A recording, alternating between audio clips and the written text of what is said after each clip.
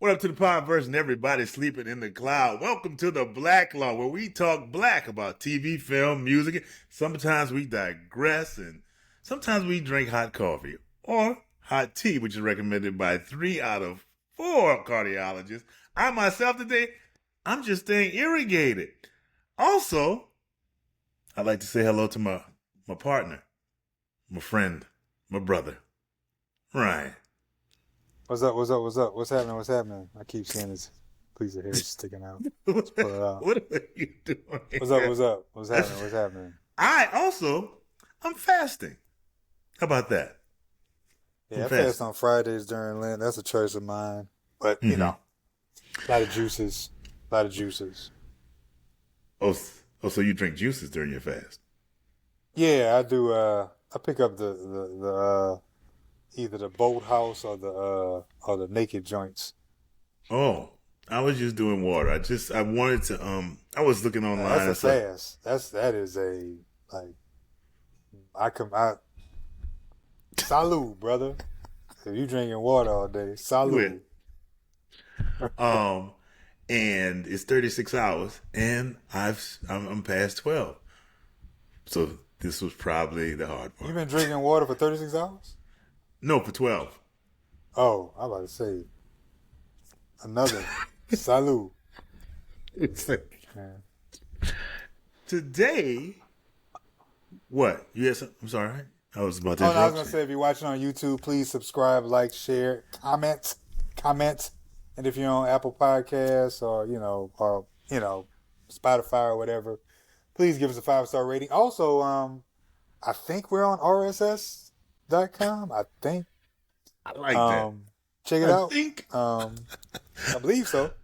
And a lot more clips. A lot more clips can be found, obviously, on like IG, TikTok, Facebook. But I do think RSS.com. I like the confidence. I'm not gonna lie. Yeah. I like the confidence. And shout out to Tiffany Customs Creations. They hook you up. Whatever you need to make. They just finished probably making a ton of stuff for Mardi Gras. But eTiffanyCreations.com for all your apparel needs. We have looked at the film Juice. Another digression. What? Another digression from Good Times. That's all. Oh, I was about to say, I was like, we are doing the seminal 90s movie, Juice. The breakout role for Omar Epps. And also a young Tupac. Shakur. Yep. Before we start, this is just a reminder. Bonnets or shower caps. I'm letting, just in case there's this little confusion, when you're out in the streets and you have on what you want to call a bonnet, it's nothing more than a shower cap. So when you're walking out in the streets, whoever you may be, you are wearing a shower cap out in the street. No judgment. Just letting you know that you're wearing a shower cap. Ooh, Ryan.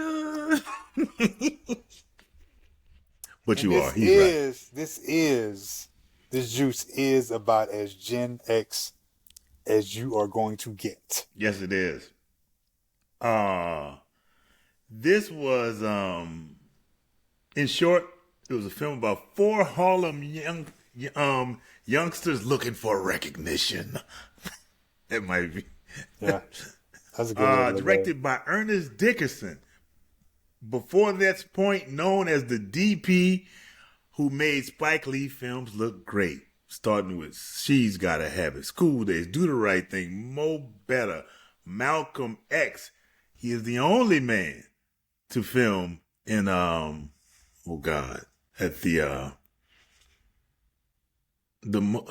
this is horrible that I can't remember. The Muslim, when they all go to the Malcolm X? Yeah, that was when they filmed him doing on his El Hajj.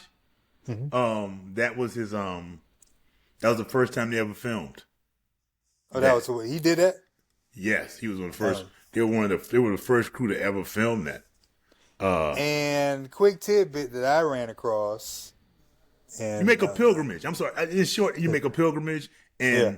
people make a pilgrimage, and yeah.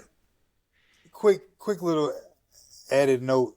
I came across a bunch of facts about this movie. This script was written in 1981.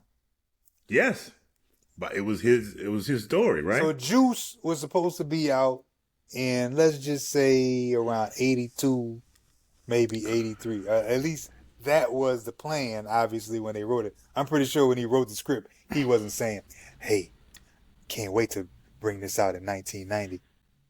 But that was my biggest, and I shouldn't say big issue with this film, but when I first saw it, it felt like a 70s movie because it was all about this one gun, you know what I mean? And it was this 38. It felt like a movie, and It didn't. I tell you why, because I could totally see some kids getting mixed up, and they all dealing with one piece, and they all trying to figure things out.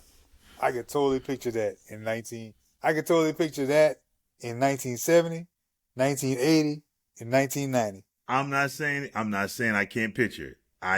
It did when I initially watched it. This was years when I first saw it. It felt kind of like a 70s story. That's all. Because we were in the age of the 90s where everybody was getting a gun like it was that easy. And we talking about one gun in this story, but it's also But you also talking about a group of dudes who at least three of them, or no, I would say, I'm gonna cut it down a minute. I'm gonna say at least two of them definitely, even though they were down, they weren't really that down.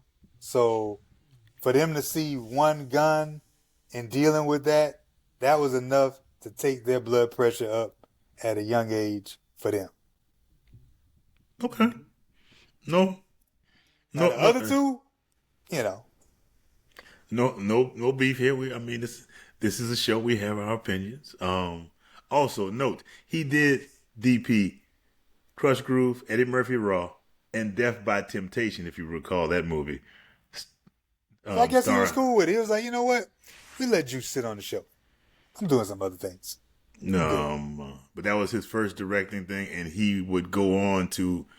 He wrote it with Gerard Brown wrote it with him, a dude who wrote on Spawn, the TV series, if you recall that. Rolling. Yes. On HBO, Rolling. I think it only lasted a season 2. It did. Before we get into it, let me say the black word, we don't only entertain here, we educate. The black law word of the day is canoodle. Spelled Canoodle. It's a verb. Canoodle, meaning to hug and kiss in a romantic way. The young couple canoodling in the park unexpectedly transitioned into an action called Danish hammerjacking. Canoodle. Back in the day, people were canoodling in the back seat of cars. Canoodle, take it with you. Use it. Take it, use it in impress friends. This film is about a quartet, like I said, a quartet of Harlem kids. Quincy, aka Q, played by, if I'm correct, this is his first. Yeah, it was his first film. That's another fact. Another thing I ran across. His mom was not hyped up with him doing that. Really? No. He went to LaGuardia School of the Arts with Marlon Wayans. That's what they were trying to do. He's got a nice little. He studied. He definitely studied. And also his crew. He got a nice little. You go through your Rolodex and find some names in their crew who he kicks it with. His boy. I mean, like him and they're boys before the fame and whatever. Him and Marlon. Raheem, played by Khalil Kane. He would be on Living Single and also star in Girlfriends as Maya's husband. That was one light-skinned dude who just couldn't seem to. He could catch on, but he couldn't hold on. You know what I'm saying? He was right there in the beginning in the 90s. he had the perfect. I mean, he had it all, bro. He had the light Man, skin, he had the curly hair, and all he had to do was hold on tight. But for some reason, he let go. hey man, the '90s, man, for black people, it was a good time, man. It was a good. It was a Like good. bro, he could have been up there with Al B. Shore type light skin fame, but for some reason, he just couldn't hold on. Hey, hold Kind of on, like man. Hold remember on. that show? You know that Don't be. show? The show, You the show. you kind of being What's that? blasphemous. What? No, what's that show, man? It's it was a cartoon. Oh man, and they had the. I can't remember. Ross used to love my son used to love that show, bros. And it was written, I think, by like a black. I think it was written by a black lady. I just remember they had this song. You I got know to you hold said. on tight, hold tight. You got to hold on tight. I know you Hold saying tight. he could be almost Al B. Sure. It's kind of almost blasphemous. I'll let that go. Al B. Sure. Al B. Sure. I'm talking. He could have. I think he could have gotten light skin fame right up there with Al B. Sure. You be on that. You be on gotta- that. Hey man, you got. Sometimes all you gotta do is hold on tight. Our quartet is closed out by Jermaine Huggy Hopkins, known as Steel. You also know him from Lean on Me. You want to smoke crack, don't you? Bruh. Bruh. That was his bruh. That's his claim to fame, bruh. Hey man, you don't think he's gonna work after that one, bro? That role, right? You don't even think I he's was happy to see him get pulled back. I was like, all right, Bruh. my man back on the screen. That's an infamous scene right there when you got Morgan Freeman threatening, telling you to jump off a. And he also had that famous scene also in Lean on Me where he was like, fellas, go ahead, show him. Oh They god. started singing. Yeah. But Did you teach these young men this? Did you But teach the way- these young men this? But it was really the way he did. He was like, all right, fellas, go ahead and show him. Like, it was a bad thing. Like, bro, I think he's doing something good. Hey man. And of course, closing out this quartet with the role of Bishop, played by Tupac Shakur. Can I say I felt like after this movie, Tupac was Bishop for the rest of his life? Yeah, there was something else that I ran across about this movie, and it was about him. I actually wrote it down about him. He just what is it? They claim that he was method acting. Maybe he was, and maybe he method acted so much that he just was like, you know what, kind of dig Bishop. I think I'm gonna stay as Bishop. I'm gonna keep this Bishop thing going. It kind of works, you know what I mean? Off the But who rip, knows? I don't know. Off the rip, you see this quartet, you think they're going nowhere, except for Q, because he wants to DJ. You know, he wants to do something. Q, Hey, Raheem. I'll tell you this. This is a very high quality introduction to characters. A very nice setup of the main characters of this movie in the beginning. They basically gave you a quick little background. Oh, you know everything. Like, you know everything about everybody for the most part. You know what I'm saying? From Q all the way to from Q to Bishop to Steele and Raheem. Very good setup. Raheem is a teenage father. It is not a setup like Purple Rain, but which is the best intro to a movie ever. But that's a whole nother story. Man, we doing Purple Rain real soon because we doing Purple Rain real soon. Raheem is a teenage father trying to maintain a relationship with his son and his baby mama Keisha, who is quick to say, "I don't want my kids around your effed up friends." She was. She did kind of go up on the man. Can I make a note? Raheem's sister Myra is fine AF. Steel is just a lying ass boombox holding video game hustler. That's all I got for him. That's all I got. Bruh, did you notice what Steele's brother said when told him after either it was before or after his dad came in the room in the first part. Did you catch that?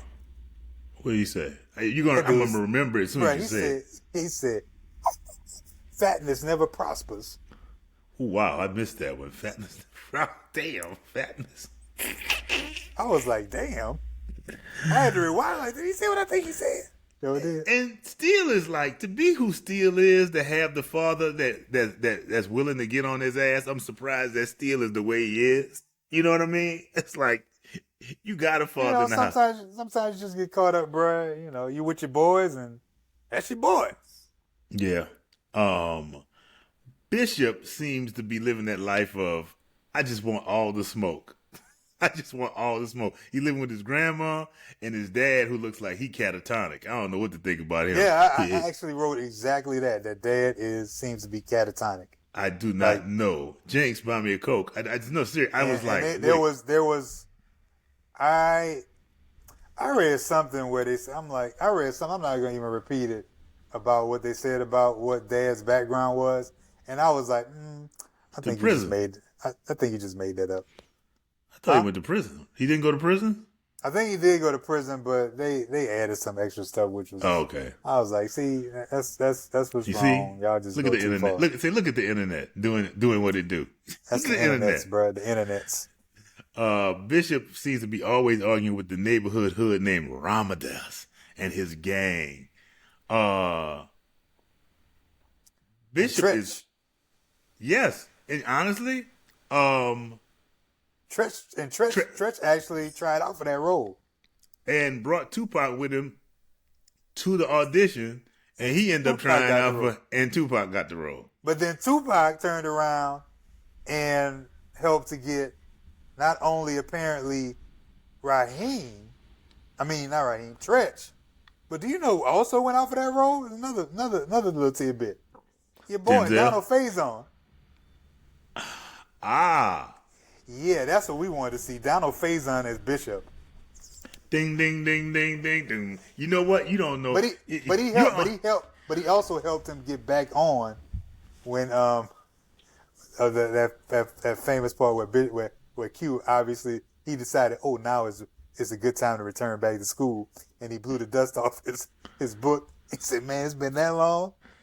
Yeah. How about I see you in the parking lot, you punk?" You know what? I had him as Future Famous Faces. I did at that moment. I said Future Famous Faces.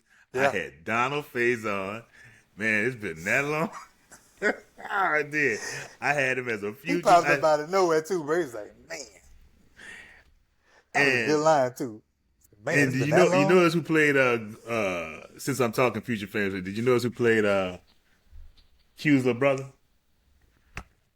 Yeah, Head, your boy, the dude. He ended up being in. He's JT's son on New York Undercover and Damon, and he was Wife also and on Kids. Damon Wayans show. Yeah. Junior. I was yeah. What do you say? Thank you. So you want this box? Yeah. Bishop's cool. That's what he said. We meet our crew coming together for the first time. Bishop is outside a store owned by some guy named Keles when Ramadas and his gang runs up on him. And you can see from this moment that Bishop just loves to start shit. He did, but at the same time, he was still a little cautious, like he looked around like, got a lot of people. He wasn't going to say nothing. When he saw his boys coming, that's when he went to... Yeah, but also, it can be noted that Raheem obviously was cool with Ramadan, because Ramadan was like, man, you need to take your boy. It's always that one in between to just sit there, hey, man, talk to your boy, man. Could you talk to your boy? I'm okay with you. Can you talk to your boy before something go down? They start to fight. And Keles runs out with his pistol and points it off and runs everybody off. These guys, they're lifelong friends, lockstep. in the rut of cutting class, going to this pool hall / video run by a pre-Pulp Fiction Samuel L. Jackson Yeah.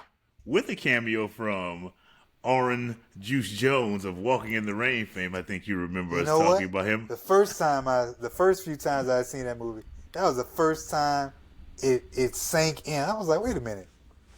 That's my boy. He got the same coat on, too. I saw you and him. Walking in the rain. He was holding his coat, too, bro, just like you did in that video. He was like... In the arcade, Raheem plays pool, Steel is hustling videos, Q is selling his mixtapes to people. And Q is selling his mixtape, which I didn't notice until this time. He is the same dude at the end of the film. This dude is played by a young brother named Mitch. His name is Mitch Marchand. He is best friends with Omar Epps and Marlon Wayans. He is a writer. He's a comedian writer. He has written for many award shows. Okay. Head writer on like a lot of the BET show. He's written for the Academy Awards. He wrote for a TV show called The Upshaws on Netflix. Remember that. Yeah, I remember that. I remember that name. Yeah, but that was with Mike Epps and Wanda. Yeah, they just finished their last season. So yeah, I said, and he attended the LaGuardia high school for the arts and stuff, and it's like he's sitting there saying, you mentioned that area. There was way too much, bruh, going on at Samuel Jackson's spot, bruh. Way too much going on, bruh. Between the video games and the talking to the girls and dudes just hanging out, it was just way too much going on, bruh. Before the police rolled up. Let me state, they have a raid at this arcade. Raheem Bishop and still stupid ass stayed. And Q run away, but still remains. And I got to say, that reminded me of a day in high school before McDonald's was around at high school. It used to be a place called Dixiana Bakery.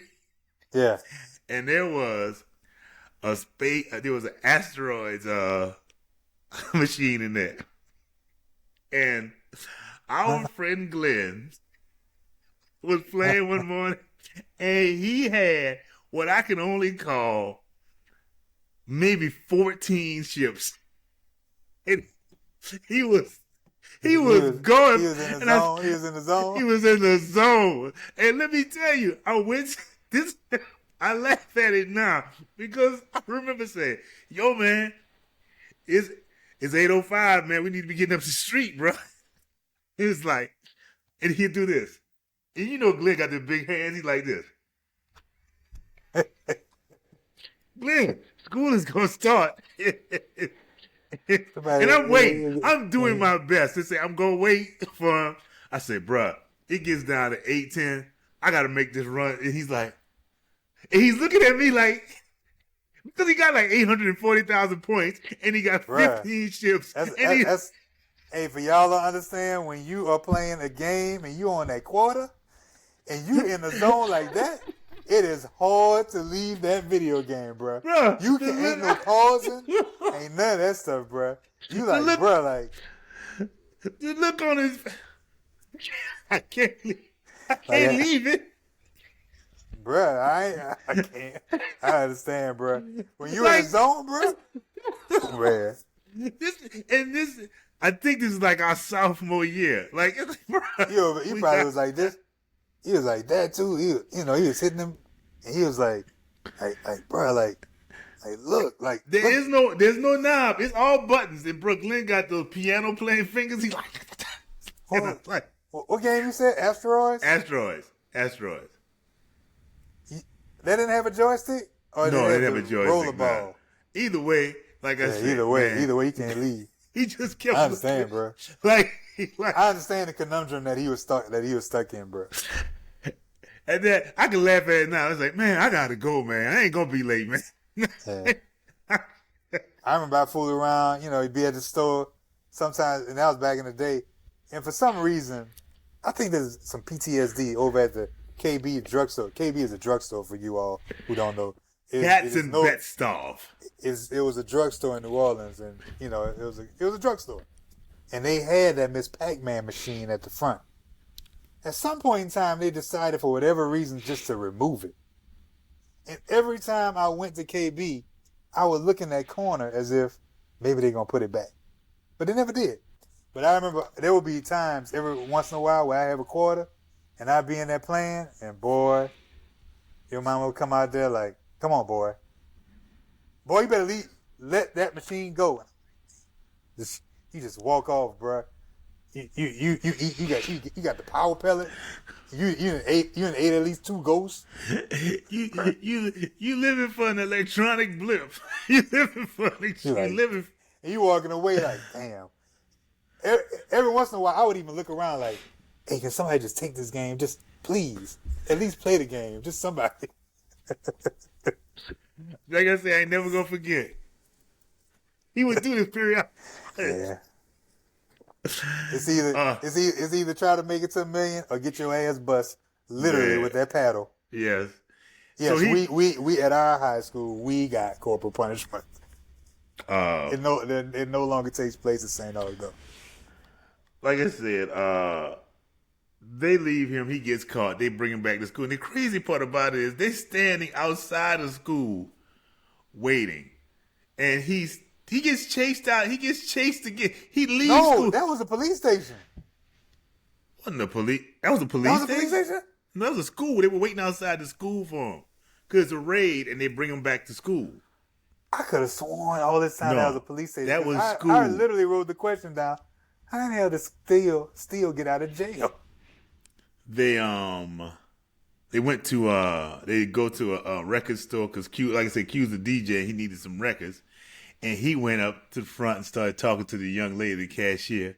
That was back in the day. That was real funny. Now it's like, oh, come on, pushing up, and they were just straight up housing. Steele was just housing stuff, just taking records or whatever. Yeah. They bounce out. They pass a ballroom, and Raheem said, "Yo, man, do you realize who they said won the contest the previous year? They said DJ Pete Rock." Yeah, they did. They did. The DJ, they did he say won that. the DJ contest the previous year. Yeah. He's getting ready. Like I said, getting ready for a DJ. The DJ contest won by Pete Rock the year before, which they had just gotten out. They were just out, if I'm correct. That album might not have been out. Mecca and the Soul Brother might have just come out. I know that When They Reminisce Over You was literally my freshman year's theme at Howard University. Drew Hall, 92, 93. That makes sense. When They Reminisce Over You was the theme of that school year, and nobody can tell me otherwise. That makes a lot of sense that he won the contest because that means he blew up right after that. Because they did get they supposedly got a contract out of it. They stole walk up to a bar and Raheem says, "Your turn." They want cigarettes. Say, "Man, it's your turn to go inside." And they send Q in, and Q go to get in, and he sees a dude, Blizzard, and Blizzard standing by the cigarette machine. Wasn't it by the cigarette machine? Not a cigarette machine. He's standing by the jukebox. Yeah, the jukebox. You have to buy cigarettes from the bar, and it's like he said, "Oh man, what's up?" "Man, how you doing?" "Yeah, man, I just got back. What's going on, man?" What you doing?" "I'm about to rob this place." But wait, before he said it, though, he hit him with the, "Come on, like, you know me, Blizz." You know Blizz, bro. He said, "I'm about to rob." He said, "What you about to do?" "What's going on with you?" I'm about to rob this place." "You want in?" Well, but that's a killer. "You want some?" "Nah." You boys look on Q's face is like, "Nah. I'm good." ALQ. He said, "ALQ, you want some of this?" I'm good. That is the hood right there. Like, you literally know that a felony is taking place. "Nah, I'm out." And he know, Q ain't gonna snitch me out. You want in? And then they got out, and then they got, that's how, this, I ain't gonna lie, if you really think about this movie, it kind of plays out. Although this song was about the West Coast, it kind of, you could see somebody making a East Coast version of the song Steady Mobbin'. Yeah. You can kind of see Ice Cube watching Juice and saying, man, they got so much going on. That's kind of like around my hood. And True. all of a sudden, making steady mama, because things just kept going, because right after that, they turn around and our focus go from Blizzard to Raheem. And what's Raheem see? Special ed. Putting his lady in the car. Putting Raheem's baby mama in the car. That was hurtful. So he was just standing there looking too, like, You burned me? Really? that's a special ed line, for those of you who don't know.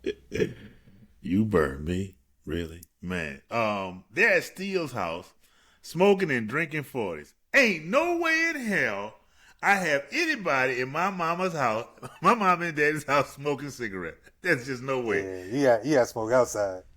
You gotta take that outside, partner. You must be out your mind. You can do the 40s, yeah. Just don't drop any.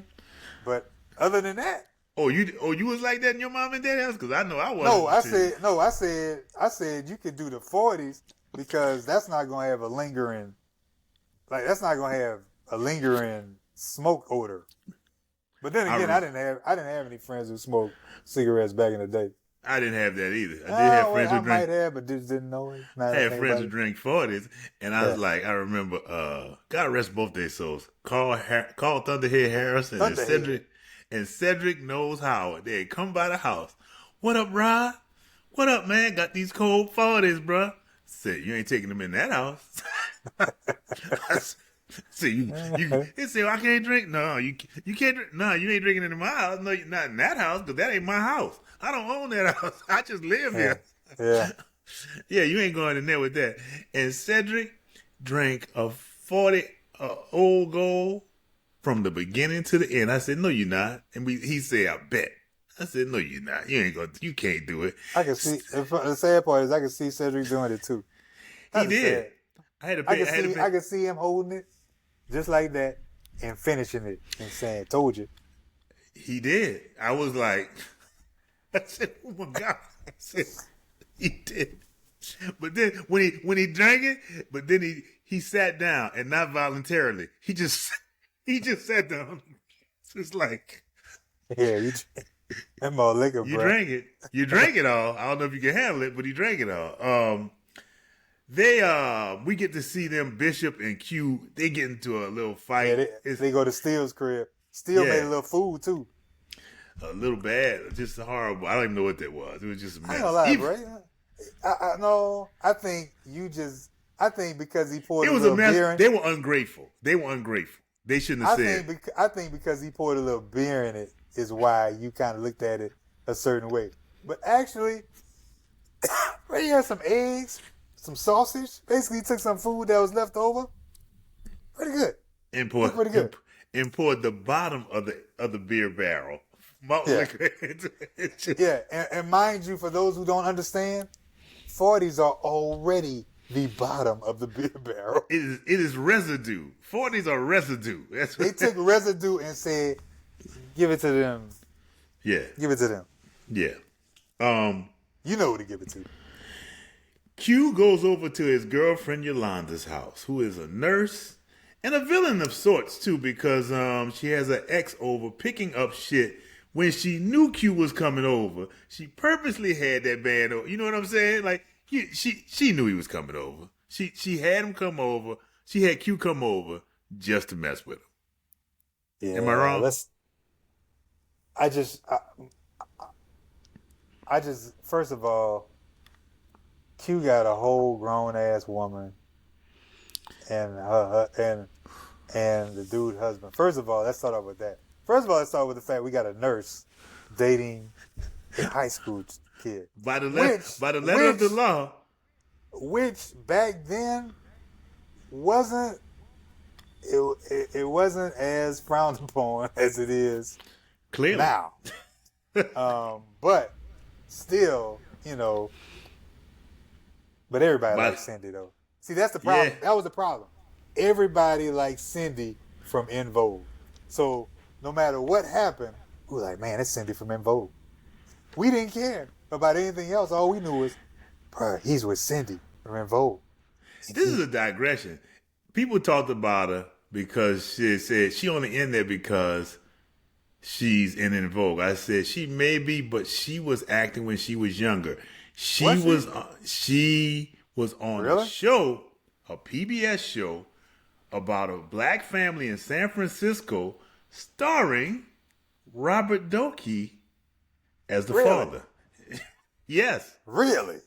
yes. Robert Doakey, he says Robert Doakey, and I know maybe some of you don't know, but he's obviously an actor. You will see him. I can't think of anything that he's been in. His son also went to school with me in high school. We were on speech together. He's an actor too in L.A. But wow. But I tell you what, and say what you want about it, but if she's a trained actress, I can't tell.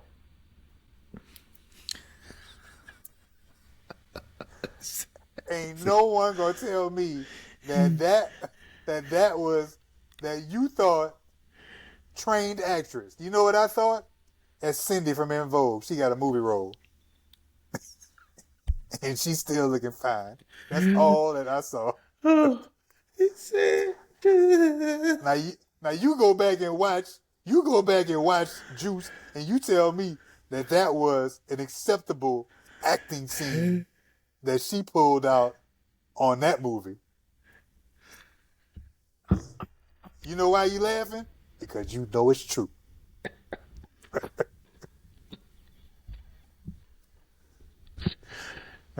she was awful. He said, "Oh, And bruh, I like Cindy, bruh. I like Cindy. I always liked her back in En Vogue. I like En Vogue. I think that she should stick to singing. Sorry about that, Alexa. yeah."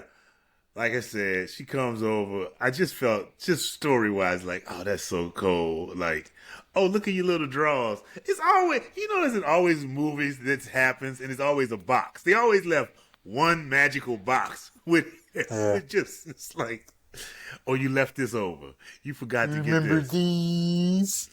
Yeah, And great most people, like, when they moving out, it's like, I'm out of here. And you come and say, hey, you left some over. You can keep that shit. That's hey,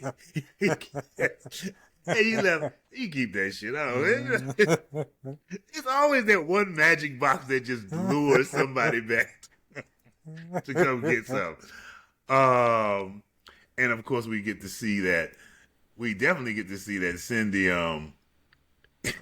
Wait, as the kids say today, get that ass cracked by Omar Epps as they lay. As they lay post coitus.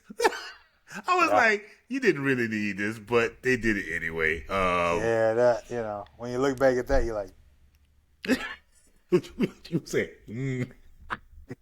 What you went Pee Wee Herman on me?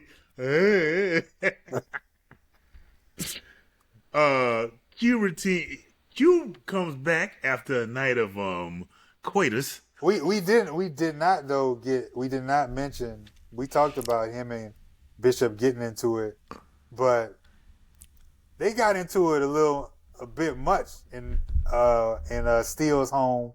Oh yeah, it was to the point, and you knew though when Raheem brought them together that it was like, yeah, they don't look like they really that cool. Definitely didn't think like Bishop. Definitely, it seemed like with Bishop that method acting really kicked in.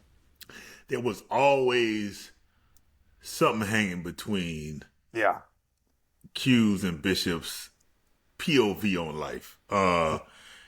Q meets Raheem when he returns home and tell him they got a meeting in the morning. I said, meeting in the morning? You said that like y'all like the Water Buffalo Lodge. We got a meeting and you got to be there. He's like, but wait, before he did that, didn't they? He went home and he did a little cutting. Little practice before he went to sleep, and then the next day, he did the cutting after. He did the cutting after. Oh, it was after, okay. He was after. Raheem asked him, was like, why we got to meet? Q states that he has why he can't make it. He said, I got an audition. And he tell Raheem, he said, what's up? And he said, man, just make sure you get that later on, and he'll explain. And Raheem was supportive, but I don't feel like he was that supportive. which I was kind of I like, know. it was kind of Yeah. like, man, ain't no one above the crew. It's like, bruh, the man trying to go do a DJ. He trying to win a DJ contest. You should be that thing. You think being boys, you'd want to see him like. Hopefully, you think you'd support him a little bit more and understand. But I also wonder too if they just didn't take it seriously. It didn't seem like they took it seriously. Kind of like Queen Latifah the next day. Queen Latifah didn't take it seriously either. She was like, so you're local.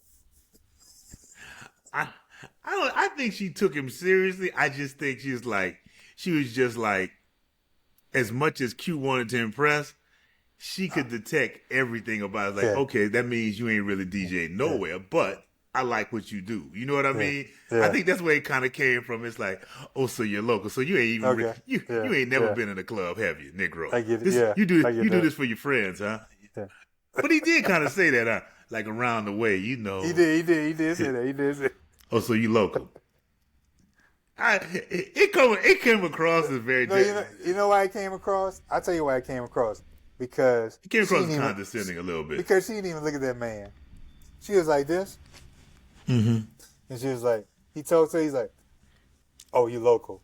And she just kept looking forward, bro. She didn't even catch the man's eyes. She didn't even catch the man's eyes. Latifah, you come in, give me the tape. Let me see. Can you DJ? Can you DJ? I'm on tape 20. I'm on tape 230 today. I'm really. Yeah. Can you DJ? Yeah. You know, it's funny, man. A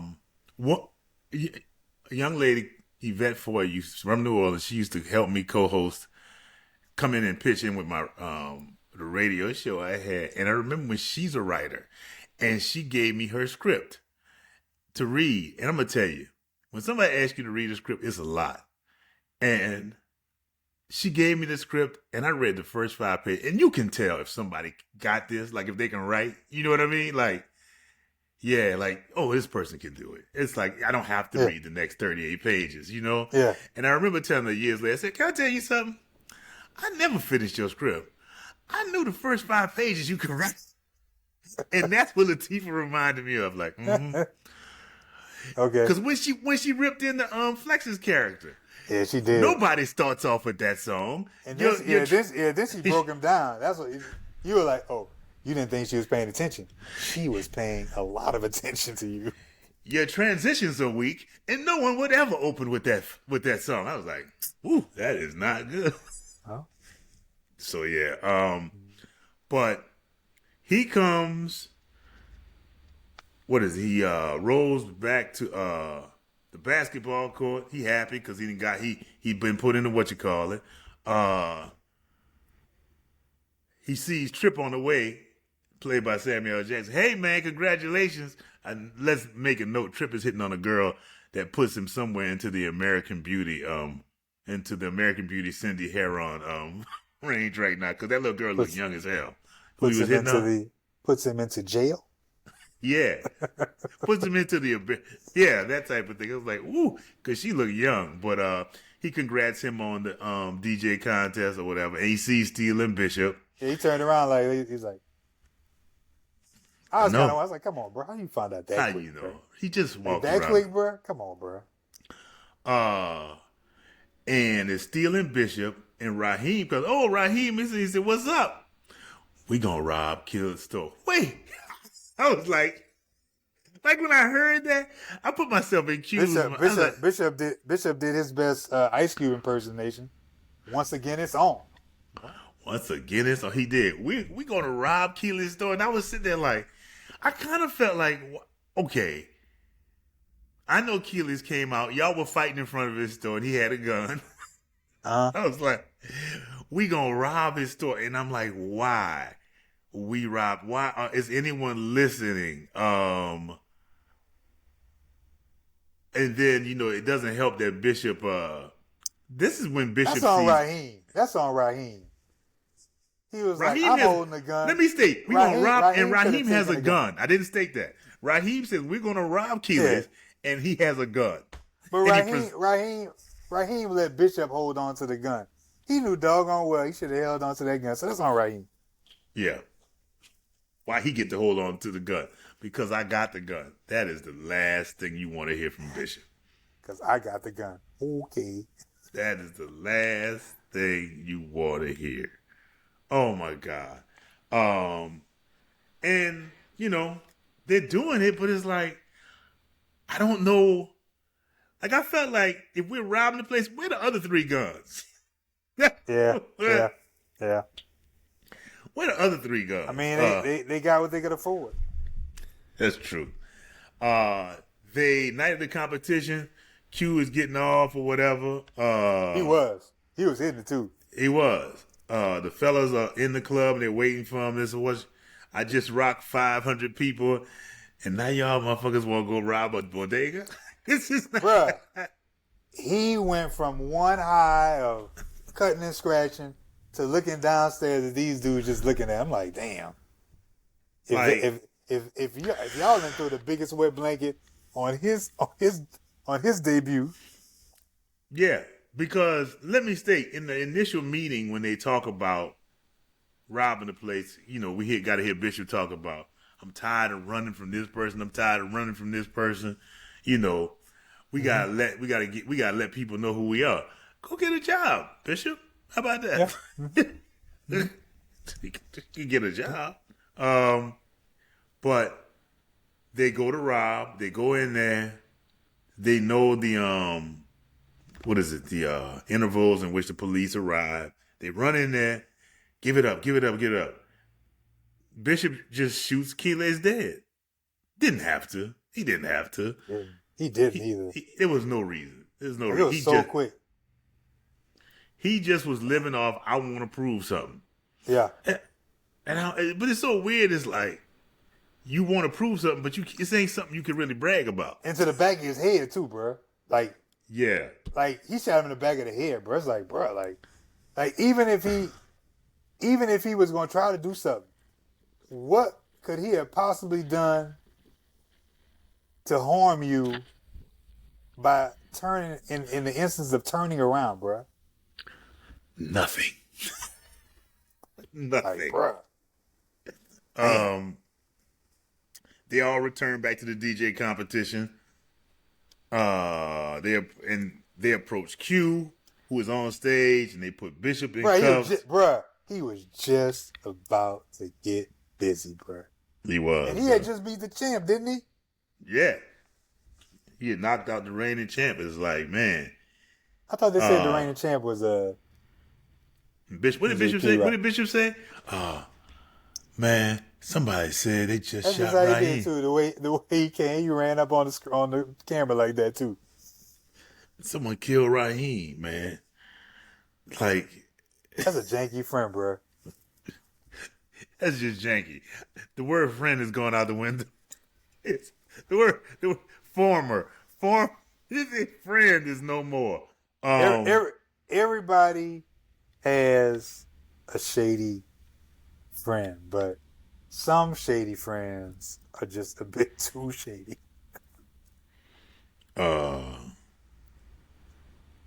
Like, you got some of those shady friends who's like, true. Like everybody's gonna be like, oh, we getting up tonight? Next thing you know, he's like, hey, what's up? I ain't gonna make it tonight. Oh, what's up? Oh, I ain't gonna make it tonight. Then you turn around and you see that extra shady friend. You like, damn, I'm stuck with you tonight. This ain't good. They're at the precinct. They're questioning Bishop, who is horrifying. He's horrifyingly honest. Q is just dead serious, and it still seems like he would confess to being a Klansman right now. He ready to break it anymore. I'm in the Klan. I'm in the Klan. You know, Roland Bishop, because that is his name. They go to Raheem's at his repast after the funeral. And Raheem baby mama up here crying. You wasn't crying when you was getting up in special ed car. And don't forget, when she got in special ed car, she took a look. She took a look over at Raheem like, guess what I got? I got special ed. I got it made. Nah, but son, my baby daddy gone. You wasn't saying that just 2 days ago. You wasn't saying that. You rolling in that Jetta. And then, but Bishop, bro, like Bishop's jankiness, bro. It went. Bishop's jankiness grew too fast. That was the only thing. Like it wasn't a gradual. No. It was like, oh, Bishop janky. Oh, watch how janky I could be. Watch when I talk to his mama. Come on, bro. I think script wise, it was he turned when he said, "Because I got the gun." That's when it's like, okay, we're seeing a little power. We're seeing a little power problem. Oh yeah. We're seeing a little. I'm seeing I saw the window open, seeing a little bit of an issue with Bishop. But seeing the window open is cool. But seeing the window open and the doors and the garage all at the same time, it's like, damn, can't I just open one thing at a time? True. But he's right now he's psychotic. Cause the way he's up in there smiling in Myra's face. The way he talked to that man, mom. Yeah. I was like, oh, bro, man. Come on, bro. You just killed this man's son and you over there like this. Though he is playing psychotic, I know that Tupac is earning his money right now. From here on, he's earning his money. Oh, yeah. He's earning his money. Q is in the room with his younger brother, and Bishop passes by, but Q tells his brother, say, I don't need you. But ain't Bishop your girlfriend? It was more than that. He grabbed him. He said, come here. Dog. Hey, you don't like Bishop? I like Bishop. Why? He's cool. Yeah? Yeah, well, I ain't here right now. End of story. You want that radio? All it took was a radio. To buy his silence. Here you go. That's yours. This boombox is yours. And that was something back then to have that radio. Oh, yeah. Like if you'd have given me I had my little radio. It was nothing like that one you had. That was impressive. And I know that you saved up to get that. That was impressive. I was like, man, I cannot imagine the smile on your face when you open that box and put that first tape in. Man, I had put that thing on layaway, and I remember I'd been putting down 2 payments, like 3 payments, and I got one check. I said, man, I want my radio now. I just fit the coach. I need my radio now. Like I say, we go to the school. Q is at his locker, as we spoke of earlier. Young Donald, high top wearing Donald Faison says, been that long? Been that long? He moves on in the hall clears. Wait, hold up, bro. We got to go back to that, bro. Why was Q so mad, bro? He was so mad, bro. It was like, how about we want to see me after school, you punk? He was so mad that he got called out. Yeah. First of all, he had his boy just died. Then he was worried about Bishop. Then he got this dude calling out him just being stupid. Damn, been that long, partner? Been that long? Where you been? Boy, you ain't never going to class. Boy, you ain't never passing. You ain't never getting out of this high school. But the infamous scene where he's at his locker, Q is at his locker. He closed the door to find Tupac. Yeah, I don't even know how he made it. I don't even know how he made it, bro. How he walks up that close without being noticed? Without being noticed, bro. Because it was like when he closed the locker, it's like, damn. That's a big ass door that you didn't notice. That's a big ass locker. Like you were really involved in whatever's going on in your locker. Very involved with whatever's in that locker that you didn't see this whole grown ass man walk up this empty hallway and stand there. Wait, that's the thing. Stand there and lean. I put it like this. Bishop, we got to think about this. Bishop scared these dudes into going back to school. It's true. That's true. You're right about that. But again, Tupac is earning his money. He's kicking into crazy. Q is at Yolanda's apartment later, and she taps him and scares him, and he goes off. Yeah, he went off on her too. But then that's all of a sudden, now Miss Statutory wants to say, I'm not one of your little high school playmates. Oh, really? I was high schooling up in you all week long. You wasn't saying that when we was playing doctor. Ah. He wasn't saying that when I was the gunshot victim that came in late, was I? Miss Nursey Nurse. Ah. But yeah. Wait. She was like, she throws him out. Get out of here. She throw it like, oh, now you gonna throw that man. You gonna throw that man out now. But what really caught me was when Ramadas and his crew rolled up on Bishop, and Bishop saw Steel and Yeah, he Q. saw Steel in them. He started going off. He was like, He saw him off and he said he knew. He's like, I'm about to, yeah. Niggas like, nah, let's go out there, Steel. We ain't, nah. but even the low key good part was when they were walking off. Steel was like, "You think he saw us? Yeah, probably. Yeah, probably. Yep." I really wanted him to say, quite clearly he did. He did. You think he saw us? Like, are you blind? Are you blind? Oh my God. Ramadan. And the thing is, the police, because Ramadan said that the police said that you told him that, and He he was the one that killed shot him. Ryan. Like, Bishop, you done gone crazy, bro. Like, bro, how you just tell the police, bro? But then again, he went over to your boy and told them to. But as we will get to in a little bit. But before that, he wrote, we have to also point out that,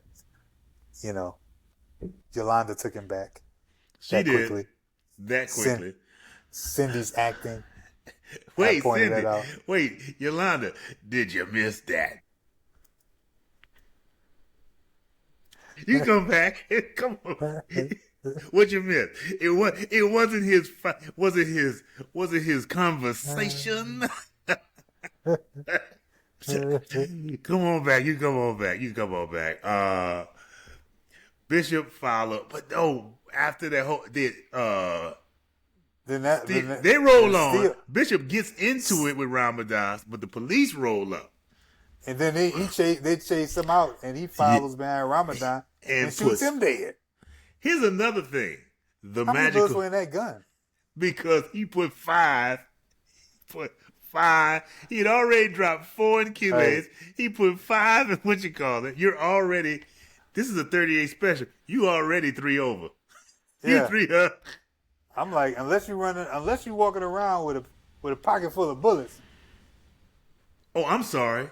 He dropped 3 in Keles. He dropped 4 in Raheem, and he just dropped 5. Because I was counting, I was like, "This is a lot of bullets, man. It's a lot of bullets here." And then he obviously dropped 1 in Steel. Yes, he did. Yeah, he dropped a couple in Steel. What got me was, it got crazy, and Q said Q said he had to get a gun, so he went to after hour spot looking for an underground hookup named Sweets. He's like, "I'm looking for Sweets." Uh-huh. He's going through doors and in alleys. This old. That was the perfect person to be Sweets. Perfect. She was. And I think it was the director's mother. Really? I believe so. That's great. It was somebody. It was either a writer or somebody, but it was somebody's mother. I know that conversation, as small as it was, it seems so familiar. Like, I could see me having that conversation with somebody from Mama's Club. Yeah. Wait, That was great, bro. He said, "I'm looking for a gun. How much you got? 25. Damn, baby, you can't get slingshot with that."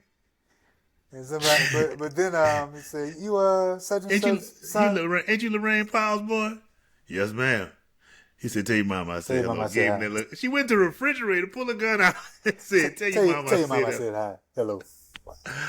I was like, gave him a little derringer. I was like, "Tell your mama I said hello." I was like, "That's so nice. You know, you have connections like that. You know, I remember when you was born.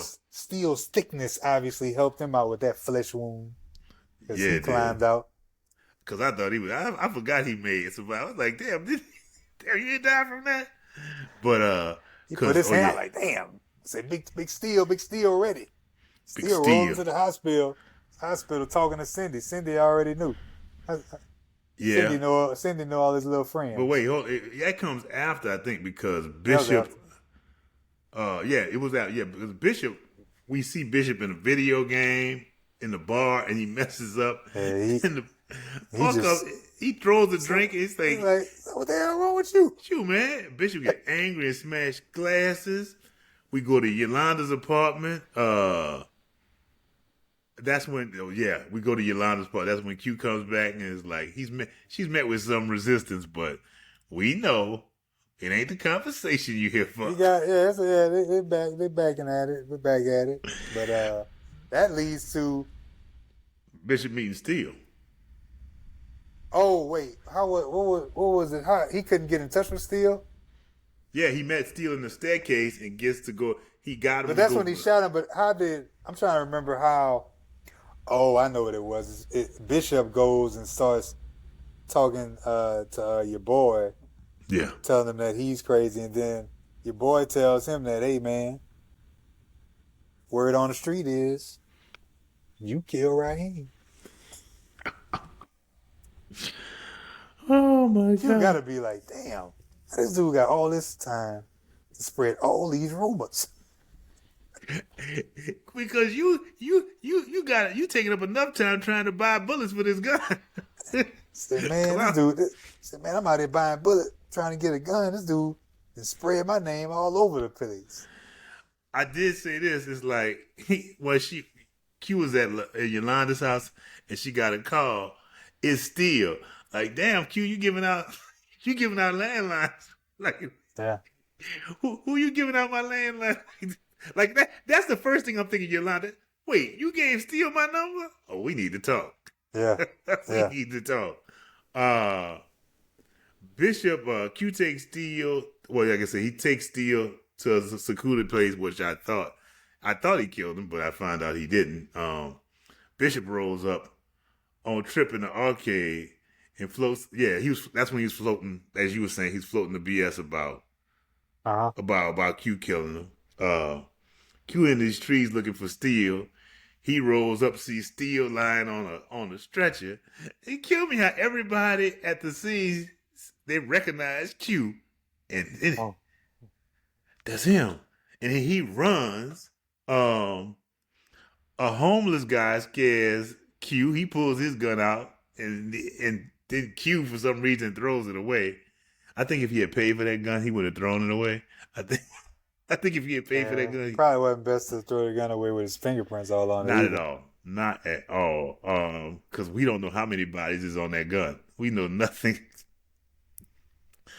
Bishop rolls up on an unarmed Q, and he can't believe it. Plans to frame Q for all these murders.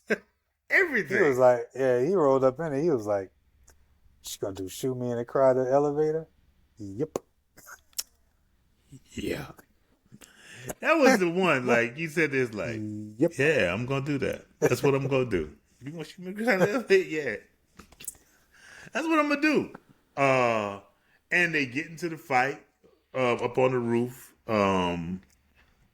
Then they get Bishop loses his gun and they get split up. And he's moving through the party. And like I said, they get up on the roof. Q throws Roof, but he catches. He doesn't really catch him, does he? He does Throws catch what? him. Throws what? Q. He throws Q. What? Q throws Bishop off the roof. You say he throws Roof. I know. I said throws Roof. What the hell am I talking about? Oh, yeah. And the other ending was, I guess, supposed to be kind of the alternate ending, because we know what happened. Obviously, Bishop said, "Don't let me go," and then he falls. Q can't hold on to him, and he falls down. You never saw the alternate ending? No. It's an Really? alternate. Yeah, there's an alternate ending where um, Bishop lets go himself. Basically I think he said, in fact, I'm not going to jail. It was kind of a Black Pantherish what's your boy name? Killmonger type ending, like Wow. Killmonger, where he's like, nah, I rather drown in the In the ocean. ocean than basically be a sellout. Yeah. And Wow. and Bishop was like, I rather die than go get caught up with the police. Did not know that. Good. I'm gonna have to go find that. Yeah. But he falls and Very abruptly, I might abruptly. add. It's not a long back and forth. He falls pretty abruptly. But after this, Q's childhood friends fall into his death, and he Hey, puts his hoodie on. He's got the juice approached now, by man. the gentleman, Mitch Marchand, as I spoke of it, and gives the line of the 90s. You got the juice now. Man, you know what? It's the look of disgust on Omar Epps. He sure did. Q's face was like, that's the part of it. That's what people hated this ending, bro. I did not think that the ending was that bad, bro.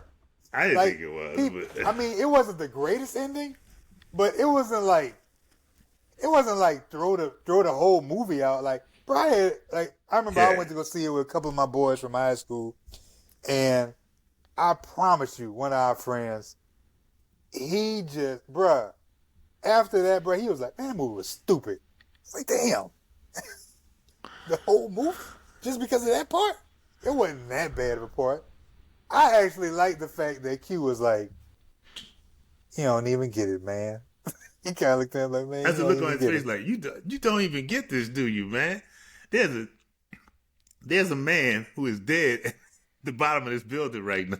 What? Like, two of my boys, two of people I grew up with basically are dead. And one of them just This went movie was released schizo, on January 17th. schizophrenic. Yeah, this January 17th, 1992, and the This is soundtrack was 92? released. And the soundtrack was released on New Year's Eve, 1991. So this was my senior year of high school. For some reason, I thought maybe it was my junior year.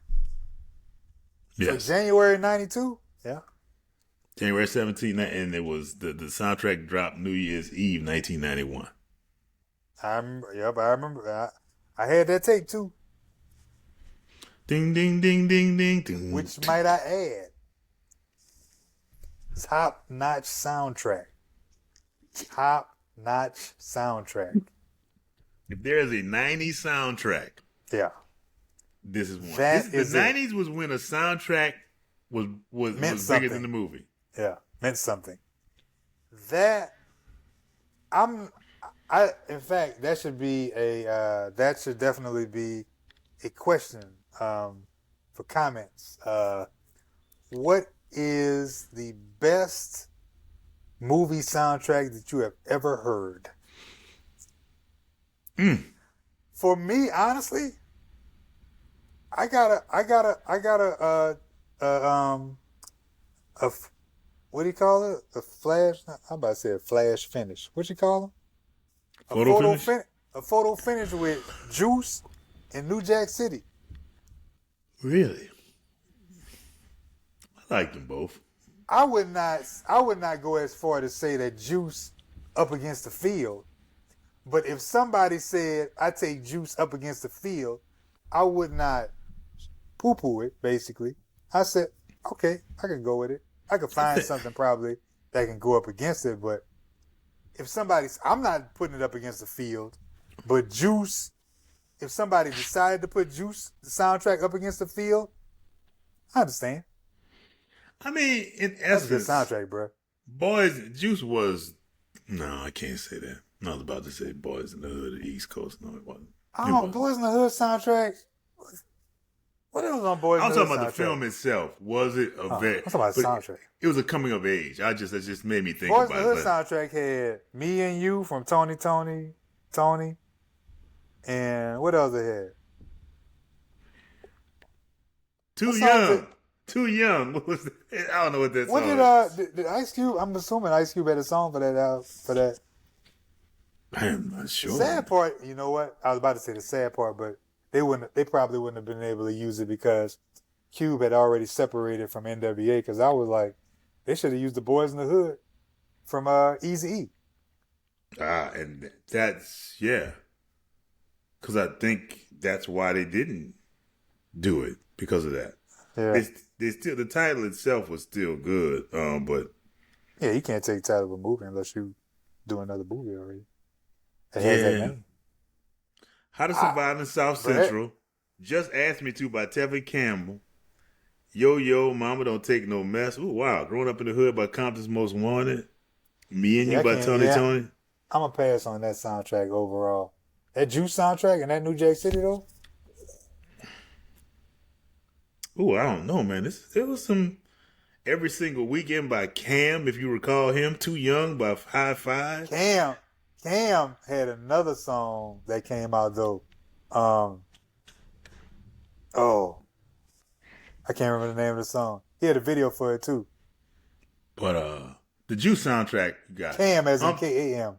Yes. Got Uptown Anthem by I'm about to say OPP by Naughty by Nature. Rakim, Know the Ledge. Too Short had a song on there. I can't remember the name of it. Digression. You mentioned OPP. One of the funniest. You down with OPP? Yeah, one of the funniest Yeah, you know me. things that happened, I think, my senior year, I had that, OPP was pretty famous all over. I mean, it was getting played on the radio everywhere. Your mom about to drop me off at school, and OPP comes on the radio, and, after the song goes off, she says, that's a shame. Somebody making a song about Orleans Parish Prison. Ah. I just sat there like, I said, nah, that's not really what it's about. Yeah.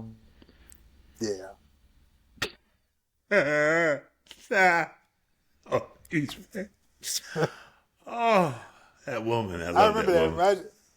She was like, that's a shame. And I was kind of like, cannot believe they made a song about Orleans Parish Prison. And then I was like, what? OPP. It's not what the song is. It's not what it's really about, Mom. Just want to let you know. It's not totally. But then again, there was also the time we got in the car and I turned on the radio and then she turns it off. And our generation, especially in New Orleans, when I was in high school, we were the first ones to see what is now called bounce music. I can't say what it was called back then, but one of the first songs to come out was DJ Jimmy, Where They At? And I guess I left that tape on in the car, and I forgot to turn off I didn't turn it off. I just turned the car off as opposed to turning off the radio. And as soon as I turned the radio on, she turned it off. Ryan, I came in this car the other day, and I turned it on, and the music was so loud. And the music that was playing was awful. And I was like, oh. And I knew what I had been playing because I was always, where they at?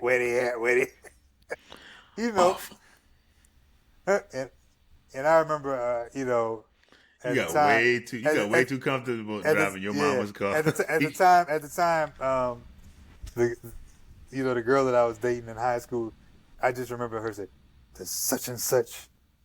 Do you play that for such and such? It's awful." And I was just sitting in the car like, "Nah, I don't. Can we just go?" Man, I always knew.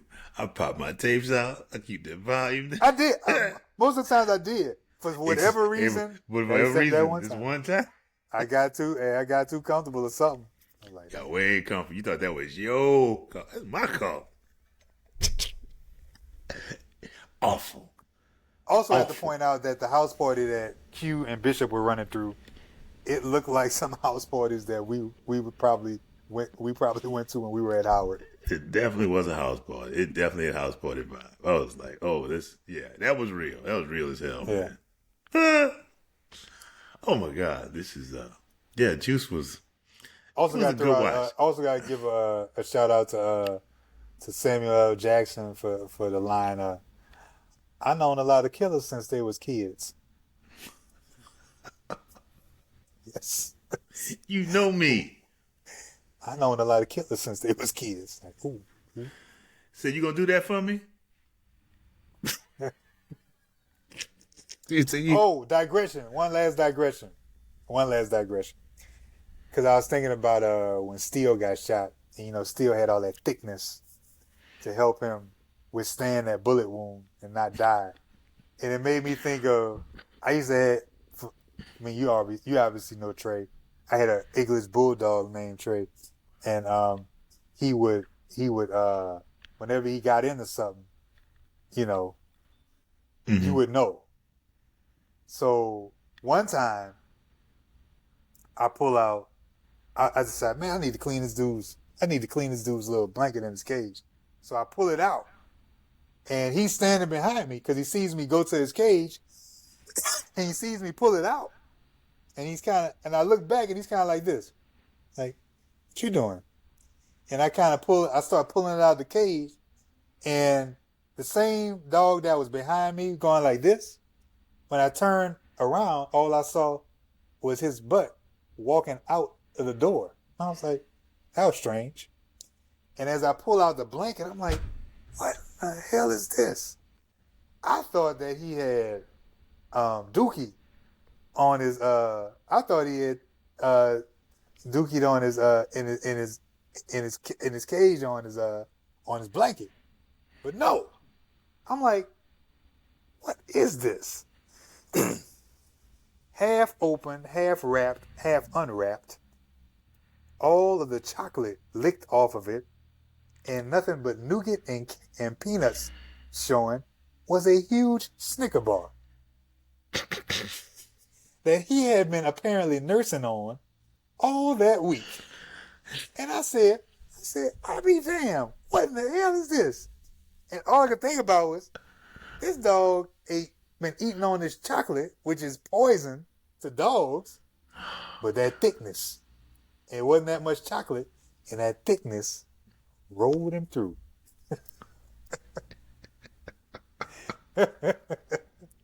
And on that note, we'll see y'all next week. Next week. Peace.